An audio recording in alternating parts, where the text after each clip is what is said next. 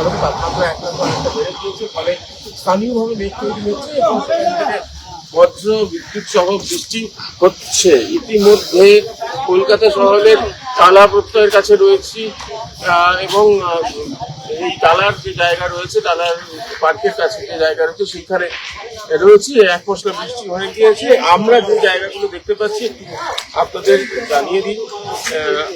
আলিপুর আবহাওয়া দপ্তর থেকে ইতিমধ্যেই গেরুয়া সতর্কতা জারি করা হয়েছে উত্তর দিনাজপুর বাঁকুড়ার জেলাগুলিতে। বাঁকুড়া, উত্তর 24 পরগনা গেরুয়া সতর্কতা, হলুদ সতর্কতা রয়েছে উত্তর 24 পরগনা নদিয়া জেলাতে হলুদ সতর্কতা রয়েছে এবং আরও কয়েকটি জায়গায় দক্ষিণবঙ্গের হলুদ সতর্কতা রয়েছে। তার মধ্যে পশ্চিম বর্ধমান, পূর্ব বর্ধমান রয়েছে।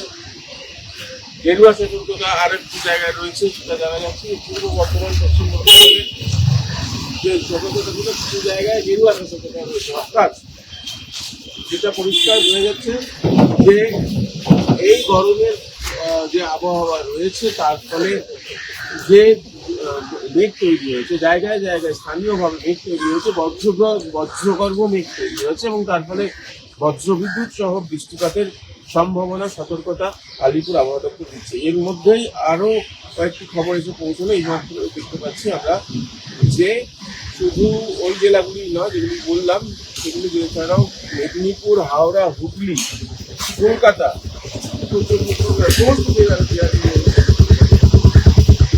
এই মুহূর্তে সমস্ত হাওড়া সহ কলকাতা সহ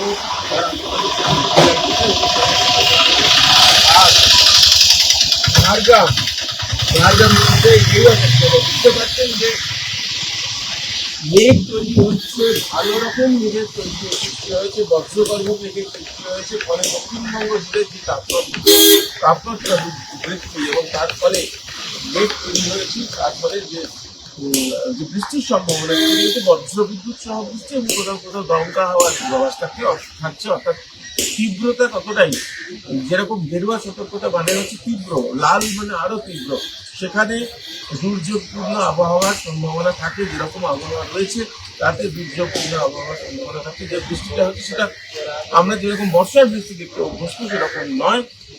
মাটির কাছাকাছি যে বজ্রগর্ভ মেঘ তৈরি হয়, সেই মেঘ তৈরি হচ্ছে এই গরমের ফলে এবং তার ফলে বৃষ্টি হচ্ছে। বাজ পড়ার থেকে সাবধান করছে আলিপুর আবহাওয়া দপ্তর। ফলে এই বৃষ্টিটা বর্ষার সময় হলেও চরিত্রগতভাবে একটু আলাদা এবং সে কারণেই মেঘ যেহেতু মাটির কাছাকাছি, বাজ পড়ার সম্ভাবনা এর মধ্যেই কিন্তু বজ্রবিদ্যুৎ সহ বৃষ্টি জায়গায় শুরু হয়েছে। হলুদ সতর্কতা, গেরুয়া সতর্কতা দক্ষিণবঙ্গের প্রায় সমস্ত জেলাতেই এই মুহূর্তে আলিপুর আবহাওয়া দপ্তর থেকে জানানো হলো। এই মুহূর্তে পূর্বাভাস আপনাদের সামনে তুলে ধরলাম। চোখ রাখুন।